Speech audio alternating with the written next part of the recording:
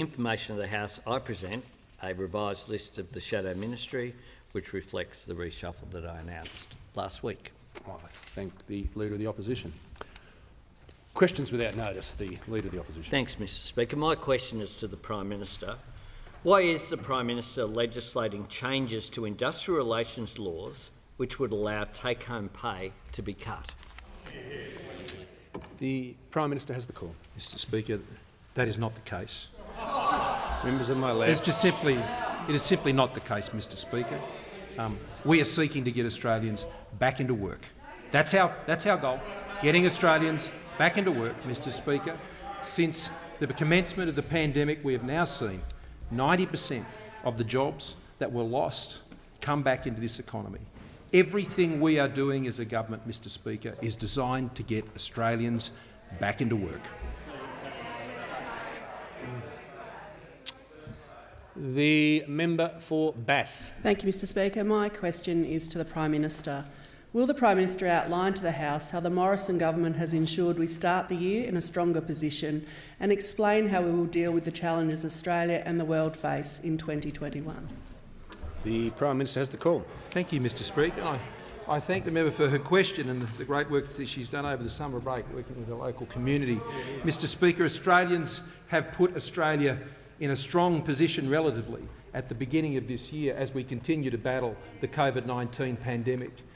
As we battle it from a health perspective and as we battle it from an economic perspective, Mr Speaker. And as we stand here today, Australia is in a small handful of countries that have had the relative success when it comes to saving lives and when it comes to saving livelihoods. And as we look around, Mr Speaker, the world, we know that here in this country there has been that valuable time that has enabled us to move forward with the plans and preparations to ensure that we emerge from 2021 at the end of this year even stronger again. Australians have created that space. Australians, through their efforts and through their patience and through their discipline and for their seeing through, Mr Speaker, and overcoming, coming together to ensure that we are in the relative position of envy of those elsewhere in the world in terms of where we stand today. But we know that the job is far from finished, Mr Speaker. The journey is still a long way in front of us as we continue that road to recovery. Our efforts, Mr Speaker, to save lives and livelihoods have been effective, but they must continue along the same Australian way that we have managed to pursue over this course of this past year, and we must pursue again as we go throughout this year. The targeted, proportionate, Mr Speaker, approach, the way that we have worked with existing delivery mechanisms, Mr Speaker, the way we have worked in concert with other arms of policy delivery, the way, Mr Speaker, we have understood that emergencies are emergencies and then you need to emerge from that and you need to ensure that the economy can stand once again on its own 2 feet. Mr Speaker, as we go into this year, we go in with 5 core goals, and that is to suppress the virus and deliver the vaccine rollout, an unprecedented logistical effort that this country will embark on over the course of this year to again save lives and to save livelihoods, to continue the path of economic recovery, the comeback that has begun, the comeback that continues, and as the momentum builds, as confidence figures and job vacancy figures, Mr Speaker, job ads show that our economy comes back, Mr Speaker, throughout the course of 2021. To guarantee those essential services that Australians rely on, whether it's in the National Disability Insurance Scheme or aged care, Mr Speaker, or in veteran support or the many other areas that Australians rely on this support. To pursue our interests in a very uncertain world, Mr Speaker, and to care for our country in the best traditions of our Indigenous Australians, Mr Speaker, who have done so for millennia. The Deputy Leader of the Opposition. Thank you, Mr Speaker. My question is to the Prime Minister. Why are the Prime Minister's industrial relations changes being cited by retailers as a reason for workers on $57,000 losing every single penalty rate, overtime rate and shift allowance?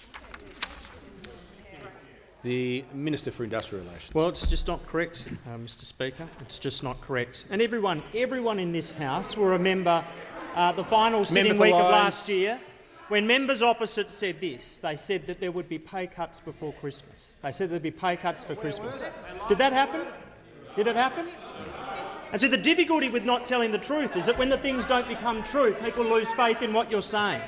And it was desperate and untrue then, in 2020, and it's desperate and untrue now in 2021.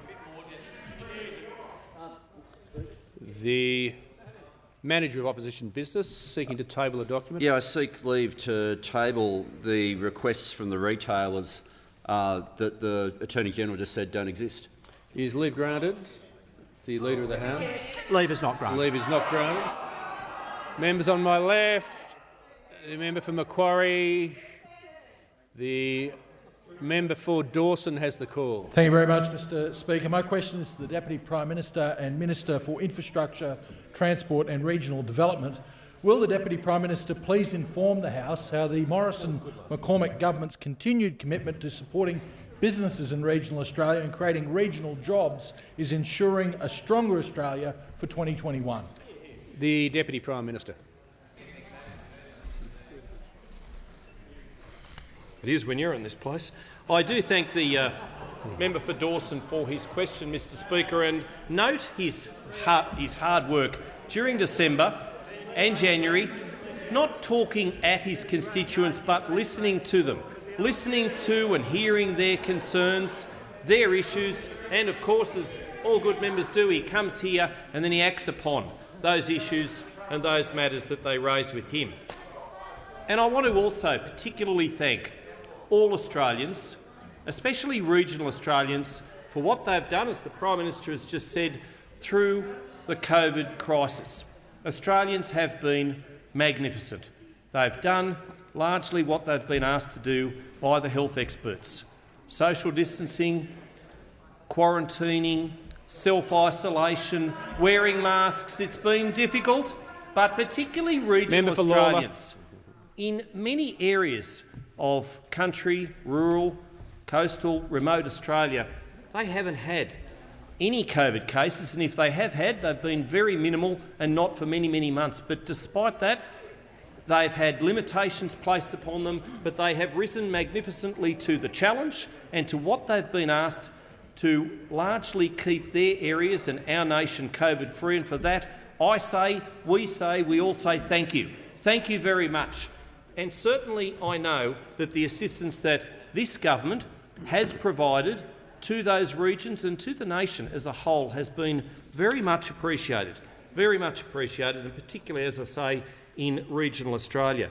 Our support through many programs, including the Regional Recovery Partnerships, now partnering with local communities to deliver targeted, localised development opportunities for 10 regions, including the Mackay-Isaac Whitsunday region in the member for Dawson's electorate. Now, this $100 million investment backs in local existing plans and priorities, boosting jobs. And I went around a lot of Australia during the break, northwest New South Wales, northern Queensland, Northern Territory, Tasmania and elsewhere, and I saw a lot of high-vis workers out there building infrastructure, everything from just sealing roads and little dusty roads in the member for Parkes electorate, right through to major bridge infrastructure. We're getting the job done, and we're doing it with states. We're doing it with the 537 councils through the Local Roads and Community Infrastructure Program, and I know that that has been very well received, particularly in the member for Dawson's electorate by Burdekin and Shire, Mackay Regional, Townsville City and Whitsunday Regional Councils. Mr Speaker, they're doers, just like the member for Dawson. They want to make sure that they recover from COVID as best they can, and we're helping them. The Manager of Opposition Business. Thanks, Speaker. Can the Prime Minister confirm that the pay cuts being proposed in writing by the retailers and facilitated by his industrial relations changes will see store managers who work all night cop a pay cut of more than $10,000 a year? The Minister for Industrial Relations has the call. The Minister for Industrial Relations will resume his seat. The Manager of Opposition Business on a point of order. So, just again, the question to the Prime Minister, there's not indicating he's referring it to anyone. These are people receiving pay cuts. He said that it doesn't exist. Resume his seat. The Prime Minister can refer the question to the Minister. The question is how, in the way Prime Ministers always have. I think the point I'd make is the Prime Minister can refer questions to other ministers, and provided that's conveyed to me, I don't sort of need any great formality about it. I think I can tell that it's being referred. The Minister has the call. Thank you very much, Mr Speaker. And again, the premise of the question is just completely incorrect. There is nothing in this bill that does or facilitates what the opposition spokesperson on industrial relations contends. Nothing at all. What is in the bill is a range of reasonable, sensible, debated changes that will increase job growth in Australia and actually ensure that people have their employment relations governed under agreements that have always increased the wages of people. And there's one example of that. Mr Speaker, that I think is pertinent, and that is with respect to that part and provisions of the bill that seek to have enterprise agreements for a period of greater than 4 years for what are known as greenfield projects, our most important mining and resources projects. And there are a range of people who've submitted, and indeed the member for Maribyrnong was one of those before the last election, that having the ability to have those agreements for greater than 4 years— The Minister will resume his seat. Members on my left, the Manager of Opposition Business on a point of order. Yeah, on a point of order on direct relevance, Mr Speaker. The question asks about the changes to industrial relations affecting a pay cut. The Greenfields arrangements are a completely different section of the government's changes. The fact that it's part of industrial relations ought not make it relevant to this question. This question is not a general question about IR. It's about their pay cut. Manager of Opposition Business will resume his seat. I think what the Minister's doing is comparing on a matter of principle, so I'm prepared to keep listening to him. The Minister has the call. Thank you. And indeed, in the question, they can't point to that specific provision in the bill that does what they say it does, because it's not there. It doesn't exist. But what we can do is point to specific provisions in the bill that will ensure better, more and better paid jobs for workers. And Greenfields agreements is one of those. And it was very interesting that the then Leader of the Opposition before the last election, in dealing with this particular issue, Mr Speaker, had this to say. He said, "We would look at companies undertaking these mega projects and multiple billions of dollars, and we will be competing with the world's rest for the world for that investment. The big companies, the constructors, they need to consider amendments to the Fair Work Act, which would allow companies undertaking major resource construction Minister projects." for Industrial Relations, you are now moving beyond the question that so was beyond asked. 3 or 4 years for longer projects. What is in this bill is things that create more jobs and better jobs. And as what the opposition tried to say, I think, last week with their reshuffle, that what we should be looking at as a parliament is jobs, jobs and more jobs, and that's precisely what this bill does. Members on both sides. The member for Cowper, the Leader of the Greens. Thank you, Speaker. My question is to the Prime Minister. The Climate Targets Panel has found that for Australia to do its share in meeting the Paris Agreement goal of limiting global warming to well below 2 degrees, a tipping point beyond which climate change becomes unstoppable, we would need emissions cuts of at least 50% by 2030. Will you now lift Australia's 2030 targets before Joe Biden's April 22 summit and join the rest of the world in fighting what the President says is an existential threat? Or will you stick with your paltry 2030 targets that are based on Australia warming by over 4 degrees and becoming largely uninhabitable during our children's lifetimes? Members on my right, the Prime Minister has the call. Thank you, Mr Speaker. The member may know that in 2020 we beat our targets for Kyoto by some 459 million tonnes. The member may know that in 2019-20 emissions were 3% lower than in 18-19, and emissions, Mr Speaker, are now 16.6% below 2005 levels, Mr Speaker. Mr Speaker, the government is committed to our Paris targets and we will achieve them, and I believe we will beat them, Mr Speaker. And the way we will beat them will not be by any other method other than ensuring that we are investing in the technological changes that are necessary to continue to successfully transform our economy. Now, not just our economy, because as indeed Special Envoy Biden said, the United States could cut their emissions to zero tomorrow and it wouldn't solve the problem. Mr Speaker, what we need around the world is the technological transformation that has as bigger impact in this country and the United States and Europe and the United Kingdom that it can also have in China, in India, in Vietnam, in Indonesia, Mr Speaker. The Prime Minister will resume his seat. The Leader of the Greens on a point of order. On relevance, the question wasn't how or whether the targets are going to be met. It was whether the 2030 targets are going to be lifted, and the Prime Minister has not addressed that. I just say to the Leader of the Greens, as I've said many times for those asking questions, certainly there were two questions there, but as I've said ad nauseum, if there's a long quotation at the start or a long statement at the start, the Prime Minister is entitled to address that as well. To avoid that, you simply just need to state a clear, short, sharp question. The Prime Minister. Mr Speaker, but I note the point that the member for Melbourne just made. He's not interested in the how, Mr Speaker. He's not interested in the how. I'm interested in the how, Mr Speaker. I'm interested how we get to net zero, Mr Speaker, as soon as possible and preferably by 2050. I'm interested in how we get there, Mr Speaker, because if you don't get there by technology, you get there by taxes, Mr Speaker. And I will never put a cost on Australians for getting to net zero by 2050. I see us getting to net zero, Mr Speaker, by transformational technology that keeps the jobs in our regions, Mr Speaker, that keeps the jobs in our heavy industries, Mr Speaker, that provides a future for all of those workers, particularly across regional Australia. That's what we're investing in, Mr Speaker. Our 2030 targets are very clear. I took them to the last election and they were endorsed by the Australian people, Mr Speaker. I call on others to nominate what their 2030 targets are, Mr Speaker, because I think that would be very important for the people of Australia to know before the election next year. The member for Higgins.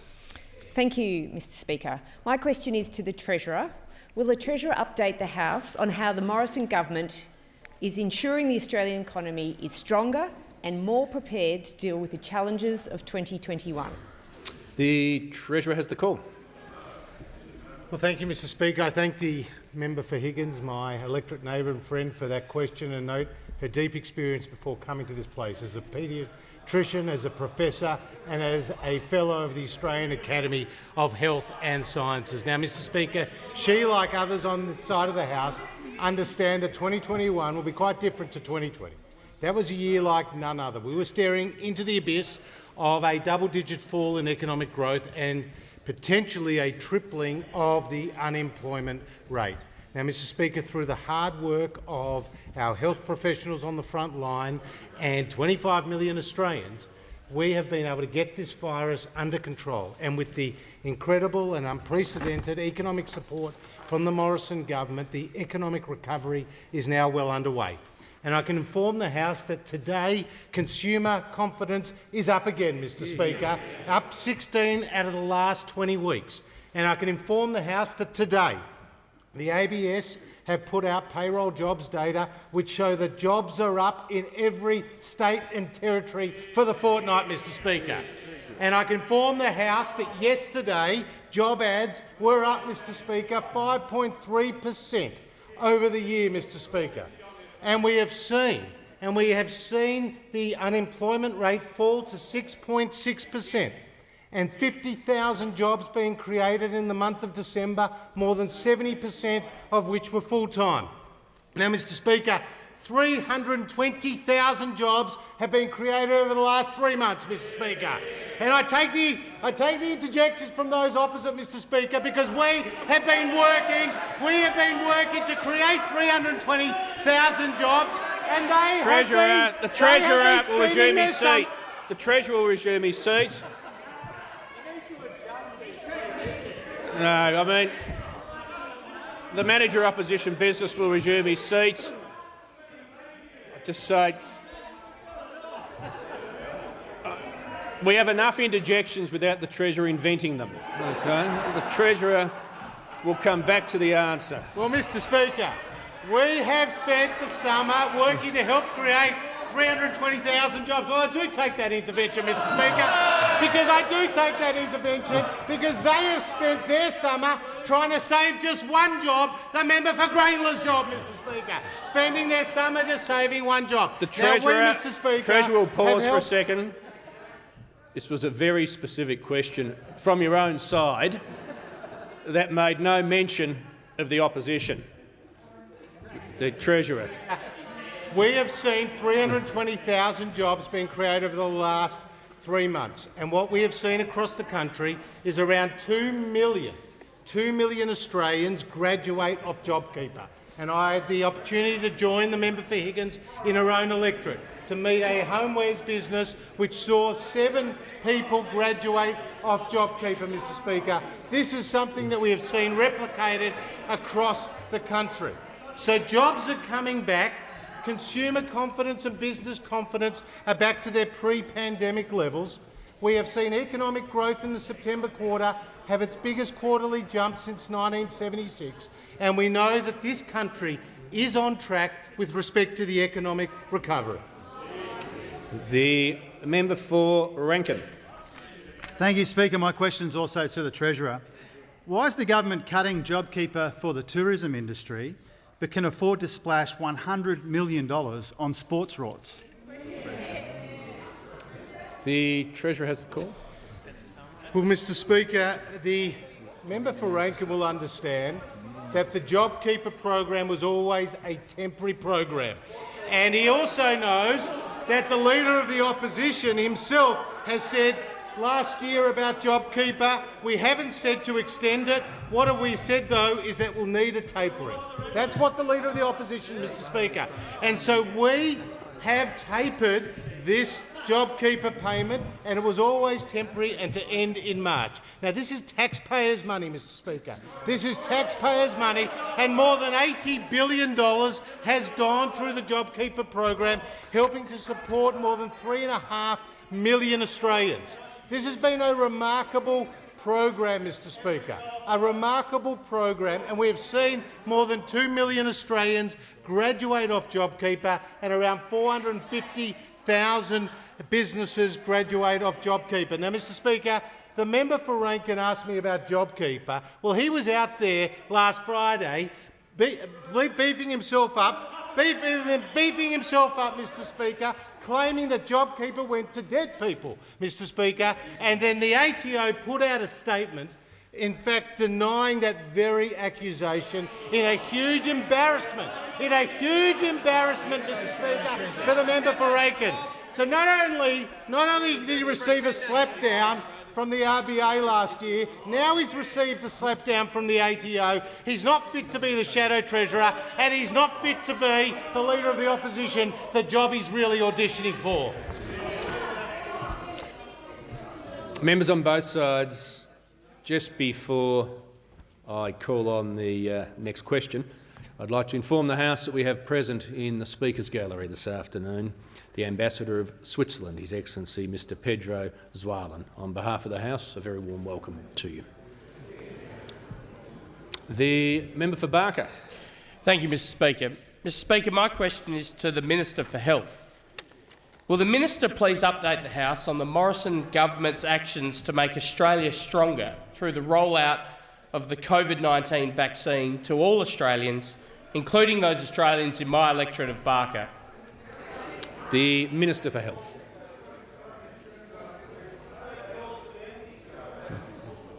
Thanks very much, Mr Speaker, and I want to thank the member for Barker for his question, but also in particular for his advocacy for mental health support for his constituents, particularly in the border regions during some of the most difficult lockdowns during COVID. And I'm pleased to be able to inform the House that shortly before question time, the National Incident Centre provided the advice that there have been 0 cases of community transmission in Australia today. That will be important for all Australians, but particularly for those from Western Australia at this moment. Real progress. 0 lives lost in the last 24 hours.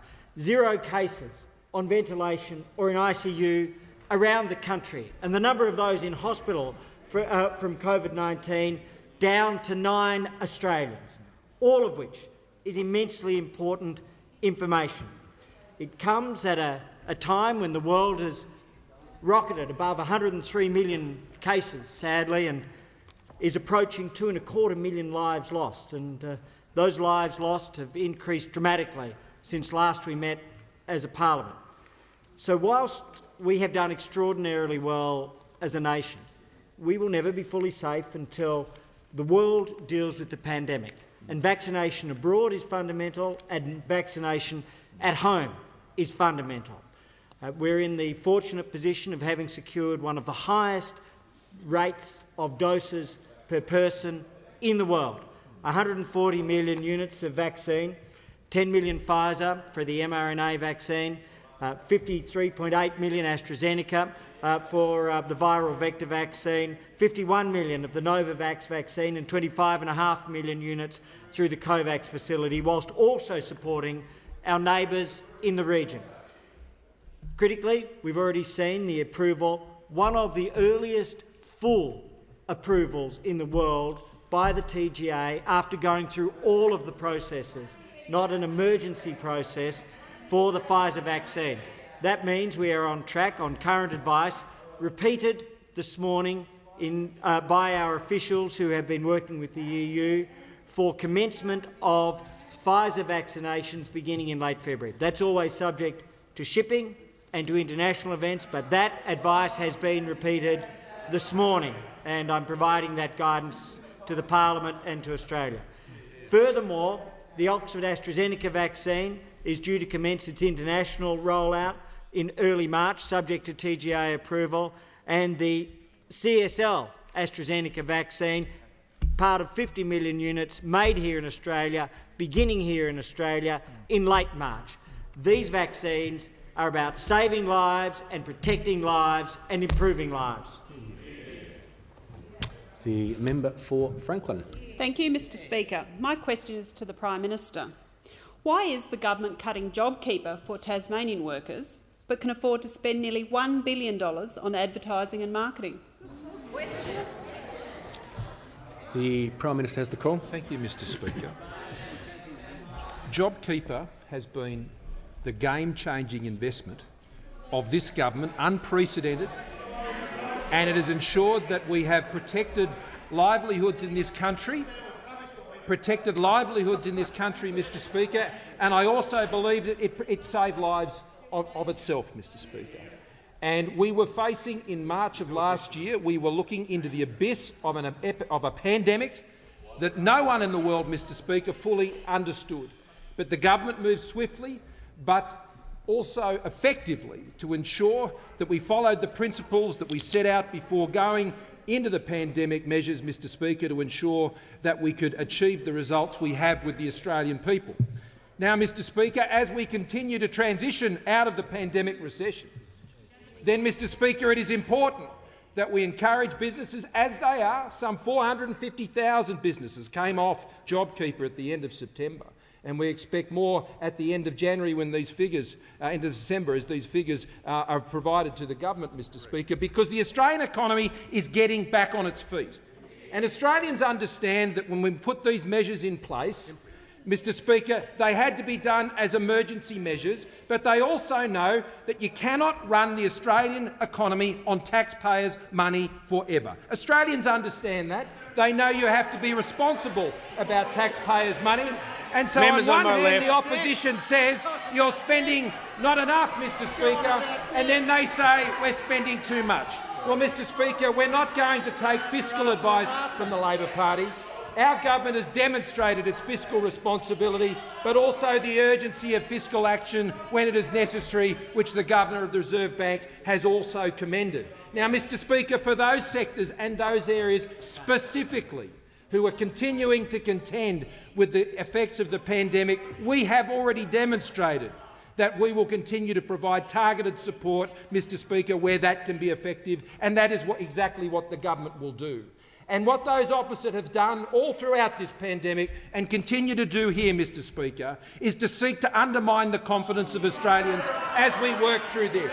Whether it's seeking to undermine the great work that has been done in rolling out the vaccine strategy, Mr Speaker, or elsewhere, what we see from the opposition, Mr Speaker, is an opposition addicted to politics and not solutions.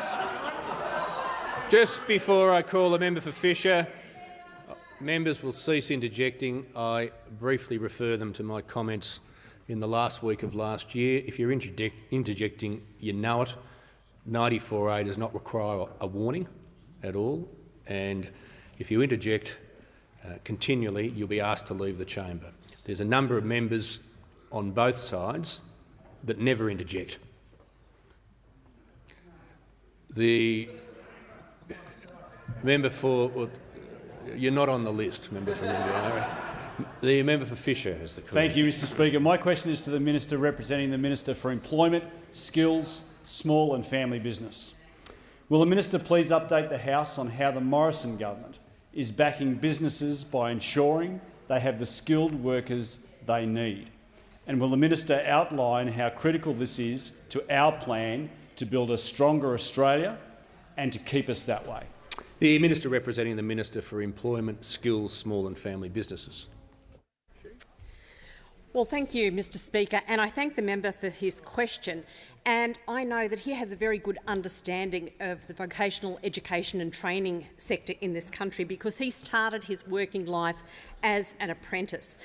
And like all of us on this side of the House, he's committed to ensuring that our hard-working businesses have the skilled workforce that they need for the future, particularly in the manufacturing sector, but not only the manufacturing sector, because we understand how important that we have a skilled workforce in order to grow our economy and to make sure that we are creating jobs and making Australia stronger. Mr Speaker, this year alone we are investing over $7 billion to keep apprentices in jobs, to help keepers to reskill and to promote vocational training so that we can fill the skills shortages, the gaps that we currently have, and that we can make sure that Australians have the skills that they need for the jobs of the future. And of course that businesses are able to draw on a skilled workforce for the skills that they need in order to grow and to develop their businesses. And importantly, Mr Speaker, we are making sure that this is led by industry, and that's why we have invested $1 billion in the Job Trainer Fund to give more Australians access to free or to low-cost training places in areas of identified skills need. Now, Mr Speaker, this is going to result in about 340,000 new places. Now, all of the states have signed up to this program, and of course it started to go live very late last year with the courses going online and early this year. We've already seen a significant uptake of training places, and we do expect that that's going to increase over the coming months.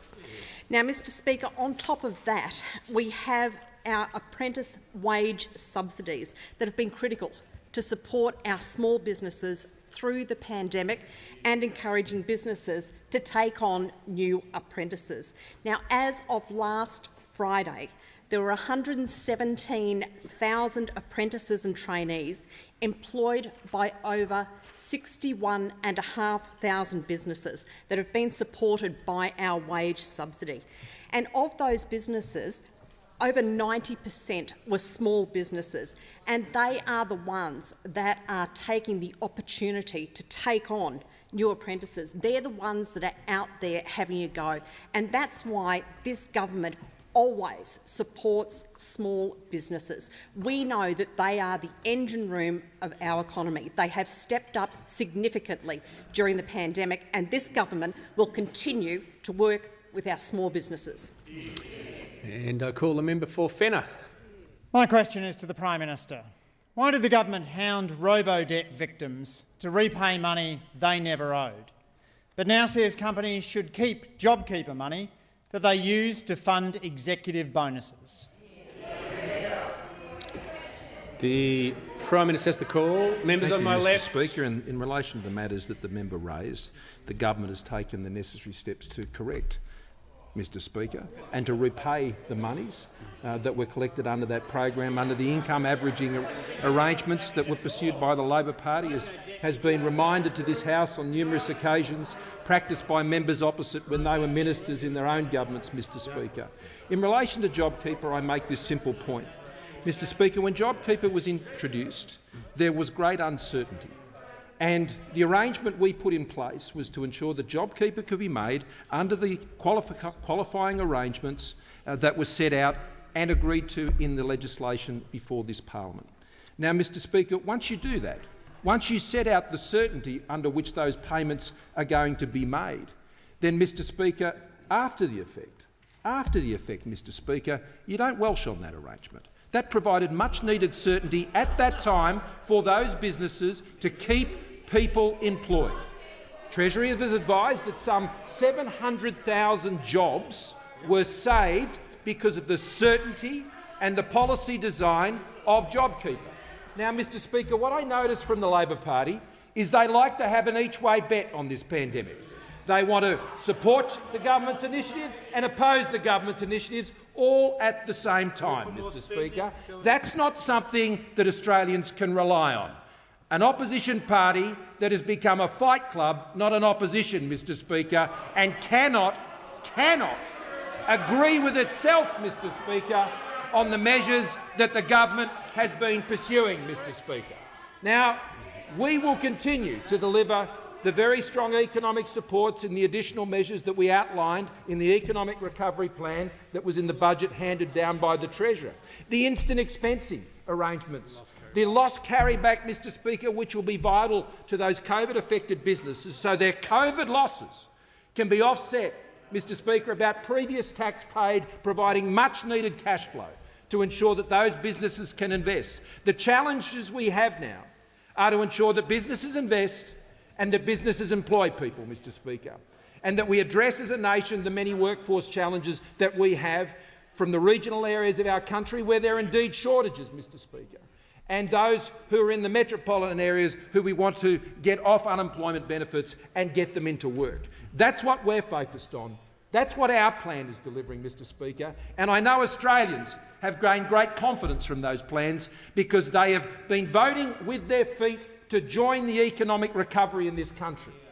Workforce participation, labour force participation has returned, Mr. Speaker, to set new record levels, but we're going to go further because that's where our plans take us, Mr. Speaker. The Labor Party Prime Minister's are lost time in the has politics concluded. of it. We're focused on the economic recovery. The member for Curtin. Thank you, Mr. Speaker. My question is to the Minister for Energy and Emissions Reduction. Will the minister update the House how the Morrison government's focus on technology, not taxes, is reducing emissions while strengthening our economy and creating a stronger Australia? The Minister for Energy and Emissions Reductions. Thank you, Mr. Speaker, and I thank the member for Curtin for her question. And as a former researcher, she knows that Australians are world-renowned leaders in the adoption of technology, and she knows that when technologies become economically competitive, Australians rapidly adopt them, Mr. Speaker. And just today, we've seen the Clean Energy Regulator confirm that Australia last year installed a record 7 gigawatts of new renewable capacity, Mr. Speaker. Now that's up 10%, 11% from the previous year. It's an addition of around 10% to total capacity, and it's a record level of investment. Now, central to that is very rapid investment in household solar, in solar PV, Mr. Speaker. We now have the highest total amount of solar PV capacity in the world, 644 watts per person, Mr. Speaker. That's 1 in 4 Australian houses now have solar on their roofs, the highest rate of solar uptake in the world, Mr. Speaker. And indeed, in the member for Curtin's electorate, there have been 15,000 solar PV installations, an extraordinary number, Mr. Speaker. Now, the success of technology adoption in this country is the reason we have recently launched the Technology Investment Roadmap. And it's because of the deployment the development and deployment of technologies that we can strengthen our economy, create jobs, drive investment, and at the same time bring down Australia's emissions and contribute to bringing down emissions in other countries as well. But all of that, Mr Speaker, means technology, not taxation. Because we are not going to tax our way to the Paris goals. Mr Speaker, we're not going to tax our way to the Paris goals. We're going to take action by investing in our priority technologies like hydrogen, like carbon capture and storage, like soil carbon, like long-duration storage, Mr Speaker, like low-emission steel and aluminium. Mr Speaker, now we know that by 2030 those investments will create up to 130,000 jobs. And the investment we committed to in the budget was an extra $1.9 billion in total, coming to $18 billion of investment in priority technologies. And we know, alongside the private sector and state governments, that is expected to total up to $70 billion of investments in these priority technologies, Mr Speaker, technologies that will bring down emissions, that are bringing down prices, a 9% reduction in electricity retail prices in the last 12 months, bringing down the price of energy for Australian households and businesses, Mr Speaker. Whilst those opposite are fighting over their jobs, we're getting on with the job. The member for Boothby. Thank you, Mr Speaker. My question is to the Assistant Treasurer, Minister for Housing and Minister for Homelessness, Social and Community Housing. Will the Minister please update the House on how the Morrison government's HomeBuilder grant is creating and supporting jobs in the construction sector and helping to build a stronger Australia in 2021? The Assistant Treasurer, Minister for Housing and Minister for Homeless, Social Community Housing. Thank you very much, Mr Speaker. And can I thank the member for Boothby for her question. The member for Boothby is a tireless advocate for her electorate, and I want to thank her for the close work that she has done with the building industry, the tradies who live and work in her electorate. And I take the House back to last year when the pandemic hit. The building industry, the residential construction industry, had hit a cliff. New home sales had virtually stopped overnight. Up to 500,000 jobs, plumbers, carpenters, manufacturing workers, their jobs were at risk because new home sales had stopped. So the Morrison government put in place the HomeBuilder program, and beyond any of our expectations, as at the 31st of December last year, we hit 75,000 projects. 75,000 new homes or substantial renovations. Quite a remarkable outcome for this program. Now, the Labor Party called it home blunder, I think. I think they said that no one's going to take it up. Nobody was going to. They said that all it does is help rich people, apparently, yet the biggest single cohort of HomeBuilder recipients are first home buyers. That's why we've seen first home buyers at the highest level for 11 years. So since that time, HomeBuilder applications have now hit 80,000, supporting, as I said, up to 1 million jobs in the residential construction industry. And every single electorate in this House has people who live there who are benefiting from the HomeBuilder program. Whether, as I said, they're the brickies, whether they're the carpenters, the plumbers, the electricians, all the way to the manufacturing workers who make the bricks and the tile and the glass, all the way to regional areas where we've got timber mill workers who make the frames and the trusses. This is a program that is keeping the residential construction industry busy right across this country. It's benefited regional areas more than any. And what we've seen in the data, to go back again to last year, we were hoping the HomeBuilder program would at least mean that the residential construction industry got back to where it was pre-pandemic. Not in our wildest dreams did we think that the industry would have new home sales up by the end of the year by 32.5%. 32.5%. More home sales just means more jobs. And the Australian people know the Morrison government put in place HomeBuilder. The opposition bagged it from day one, opposed it from day one, and are now have been dragged kicking and screaming to support a program that is unquestionably popular, and we are very pleased to be supporting those jobs and new home buyers. Minister's time has concluded.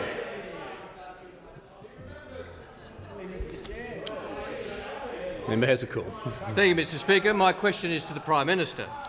Deloitte has found inaction on climate change will cost almost 1 million Australian jobs.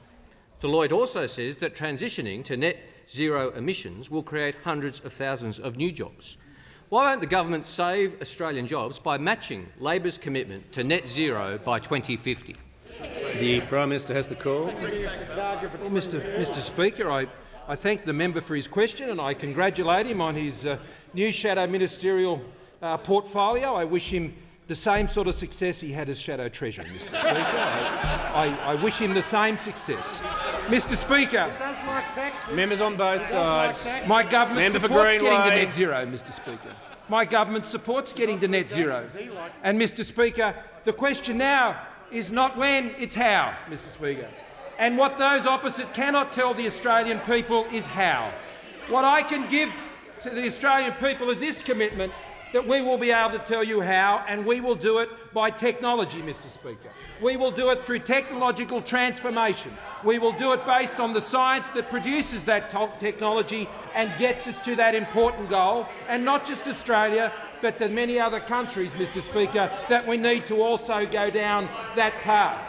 You've just heard the Minister for Energy and Emissions Reduction set out the $18 billion over the next decade that will be invested, Mr Speaker, through the technology roadmap. Mr Speaker, my Minister for Emissions Reduction has a background in energy technology and understanding what can be made to work on energy, Mr Speaker.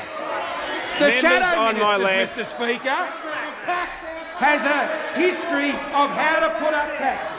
He's like a hammer who sees every problem as a nail, Mr Speaker. Every problem this Shadow Minister sees is solved by a bigger and bigger tax, Mr Speaker.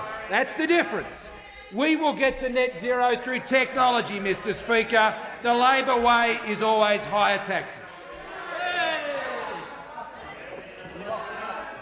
The member for Swan. Mr Speaker, my question is to the Minister for Home Affairs. Will the Minister please outline to the House how the Morrison government is creating a stronger Australia in 2021 by taking action to keep Australian families safe? The Minister for Home Affairs. Thank you very much, Mr Speaker. I thank the honourable member for his question. Obviously, as the Prime Minister outlined in his speech to the National Press Club yesterday, this government is determined to keep Australians safe from the coronavirus, but we're also very determined, Mr Speaker, to keep Australians safe from the threat of terrorism and foreign espionage as well. We have, Mr Speaker, for a number of years now had a terror threat level at probable, and the espionage threat remains at levels higher than during the Cold War. So these threats are extant and we need to deal with them in a sensible way. Mr Speaker, I'm proud of the fact that because of the management of the budget, we've been able to invest more into ASIO to support the work that they do, and funding for ASIO is now at its highest level in 70 years. Mr Speaker, we've contributed an additional $300 million over 4 years to the Australian Federal Police and record funding to our other agencies. We are committed to making sure that we can deal with the threat against our national sovereignty, and we've introduced legislation to this effect. Mr Speaker, I'm also very proud of the work that the Morrison government has done to protect our children, our young, vulnerable children, particularly those online, from the insidious and abhorrent threat posed by dark web predators, and we have legislation before the Parliament designed to protect our children. And in our cyber security strategy, Mr Speaker, given the amount of time that Australians and their businesses and their families now spend online, we have invested $1.67 billion into protecting those families and businesses and our infrastructure. And it's incredibly important that we work with the private sector and with our law enforcement agencies to deliver that outcome. Mr Speaker, we've also cancelled the visas now of 6,200 people, including for 309 individuals who have been involved in organised crime and outlaw motorcycle gangs, bearing in mind that the main business of outlaw motorcycle gang members is to distribute amphetamines and other drugs in our country. And if you look at our country towns, Mr Speaker, where the scourge of ICE is ravaging young communities, it's incredibly important that we continue that work. And we want to defeat the importation of those drugs, we want to defeat the manufacturing of those drugs domestically, and we want to stamp out the activity of the outlaw motorcycle gangs who are involved in the distribution of those drugs to young children and to communities across the country. Mr Speaker, the Morrison government has continued to keep our borders secure, and I want to pay tribute to all of the frontline officers in the agencies within the Home Affairs Department for the work that they do 24/7 to keep Australians safe.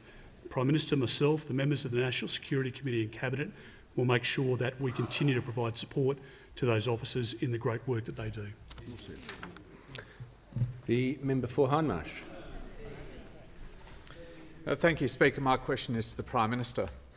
Yesterday, the Prime Minister patted the member for Hughes on the back and said he does a great job. Can the Prime Minister explain how the member for Hughes' record of undermining medical advice about vaccines, attacking Australia's health agencies and calling masks a form of child abuse during a pandemic is doing a great job? Will the Prime Minister now condemn the member for Hughes' remarks as irresponsible?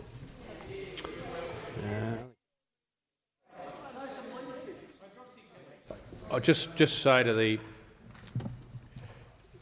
that question at every level, I believe, is out of order.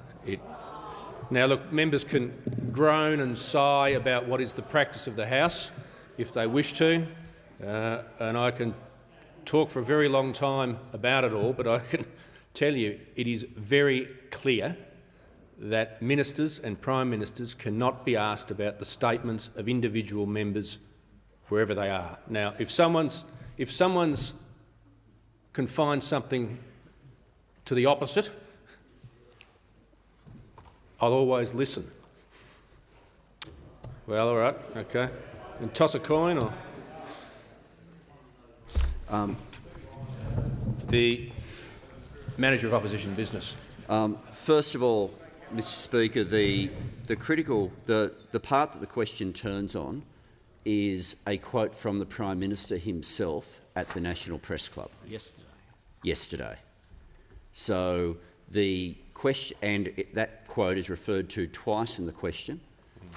There, as you know, so I'm not telling you anything you don't know, practice does confirm very strongly that people can be asked about their own comments, and in terms of its link to policy, right now it is more important than ever in terms of policy that there be public confidence in our health agencies during a pandemic.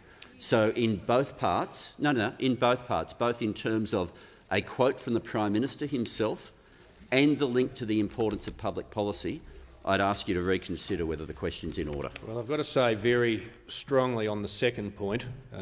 Obviously, you know, we're well aware of the importance of the issue, but that doesn't modify standing orders or practice. It really doesn't. Yes, the Prime Minister was asked about something he said yesterday. On that basis, the rest of the question would be completely out of order. Yes, no, the Manager of Opposition Business. To the point of order, Mr. Speaker, the rest of the question simply asks whether or not the Prime Minister's statement holds given those other facts. And almost every question where we refer to someone's quote, we then go to other facts and say, do they stand by that remark? Does that comment hold? The comment from the Prime Minister that has been quoted is then referred back to in the light of those other comments. That's why it's referred to twice. It's very specifically about a comment the Prime Minister made himself before the National Press Club yesterday. All right, well, I'll make 2 points. I'll hear from the Leader of the House. It's not specifically about that. That's window dressing to try and do something the procedure doesn't allow. Members on both sides.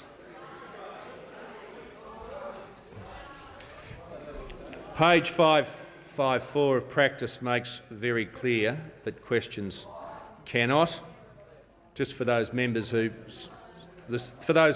seem to sort of doubt the history and the practice, makes it very clear on page 554 what questions can and can't be asked based on what previous speakers have ruled out of order, speakers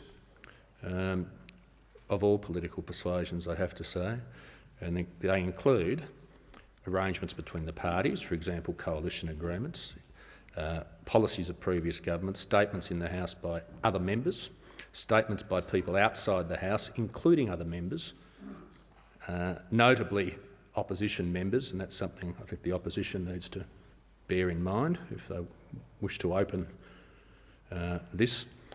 In other words, all these are anchored around the fact that ministers are responsible for their portfolios. That's what they can be questioned on. And this question I am going to rule out of order. I've given it a lot of consideration, even though it's asking about a quote from the Prime Minister. Essentially, it's asking about the Prime Minister's views of a member and of a member's statements.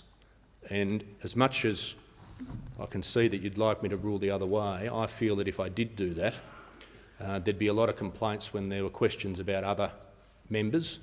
There are other forms of the House where these matters— no, hang on.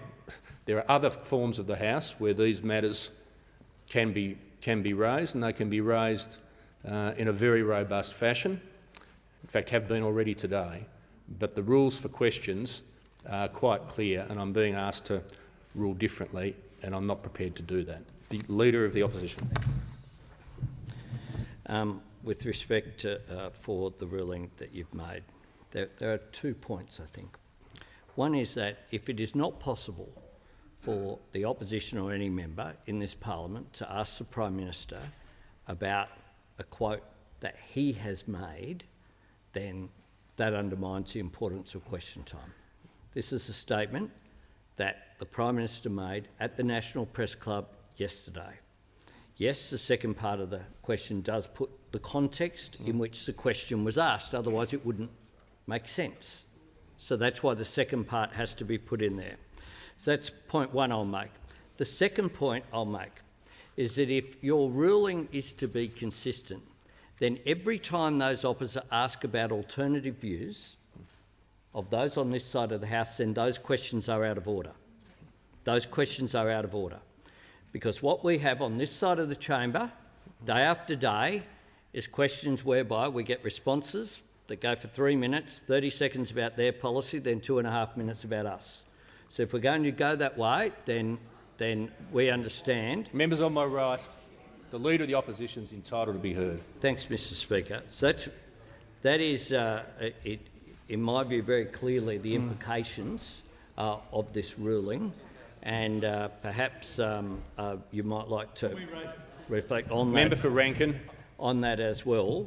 But I think very clearly in this chamber, the Prime Minister of the day has always had to answer questions about— it's up to them how they answer it, but they've had to answer questions about their statements in public. Fair enough. Their statements— I don't need the member for Corangamite interjecting. There's probably a reason no one else is at this point in time. Yes, ministers and Prime Ministers have been asked about their statements, but the statements have to relate to their ministerial or prime ministerial responsibilities.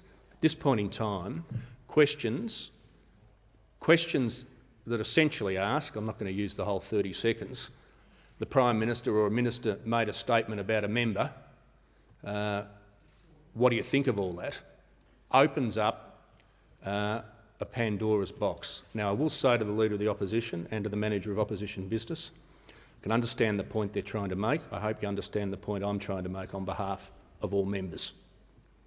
Okay? Because it can flow both ways very quickly. I'm ruling the question out of order, but I hope you'd expect I will consider the matter. I won't detain the House any further now, and I will look carefully at all of the precedents and I'm searching for one in practice where it has occurred, but I just have a different view on that matter. I'm not saying it's impossible to frame questions, but they need to go to ministerial responsibilities. So we'll go to the next question, and that is the member for Wentworth. Thank you, Mr. Speaker. My question is to the Minister for Trade, Tourism and Investment. Will the minister please update the House on how the Morrison government is pursuing new opportunities for trade and economic growth to build a stronger Australia in 2021? The Minister for Trade, Tourism and Investment. Thanks, Mr. Speaker, and can I thank the member for Wentworth for his question, and can I acknowledge the outstanding contribution he made to relations between Australia and Israel. And it's one of the things that this government would like to see more of, is a deepening of the economic relationship between Israel and Australia. Mr. Speaker, the approach that this government is going to take to trade policy going forward is going to be a proactive one. It's going to be a principled one, and where we need to, we're going to be patient. And the reason why we're going to be proactive when it comes to trade policy is because jobs are dependent on it. Jobs right across this nation are dependent on it. And we want to make sure that we are focusing on Australian jobs. In the lead-up to this year and in the lead-up to next year, that will be our focus. Jobs, jobs, jobs and more jobs. And we're doing this because 1 in 5 jobs are dependent on trade, and in regional and rural areas it's 1 in 4 jobs. So we want to make sure that we're continuing to back Australian communities by expanding the amount of trade agreements that we have. Already we've got an outstanding track record when it comes to trade agreements. We've put in place 8 FTAs since we've come to office, but we want to make sure that we're going to do more, and that's why we're in negotiations currently with the United Kingdom and with the European Union. And what those FTAs will do is they will open up opportunities for Australian exporters to 550 million additional consumers. 550 million additional consumers. Our exporters will get preferential access to those markets, so that'll help our farmers, it'll help those in the resource sector, it'll help those in the services sector be able to create more opportunities, and with those opportunities will come jobs. There are other opportunities for us also. What we've seen because of COVID-19, for instance, is that APEC has had to go into virtual meetings. But we will be working with New Zealand to see what we can do towards the end of this year to make sure that we can get meetings taking place again within APEC, because we know that will bring countries from across the Asia-Pacific together to be able to create extra opportunities for our exporters. On this Friday, I'll be having my first bilateral meeting with New Zealand, where we'll be discussing how we can work together to enhance the New Zealand-Australian trade relationship, another key partner when it comes to trade liberalisation, when it comes to investment. And then, of course, there is the World Trade Organisation. Everyone across the globe wants to see the World Trade Organisation operating as it used to 20 to 30 years ago as a key driver of trade and liberalisation, because that will create jobs as well. The Manager of Opposition Business. The Prime Minister. Thank you, Mr. Speaker. I ask the further questions be placed on the notice. The Leader of the Opposition had indicated to me earlier this morning that he wished to speak on indulgence, which I'm granting now. Thank you, Mr. Speaker. On indulgence,